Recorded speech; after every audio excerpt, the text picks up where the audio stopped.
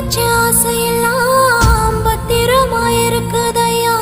மறுபடியும் பிறந்து வந்து உன் கூட வாழுவையா.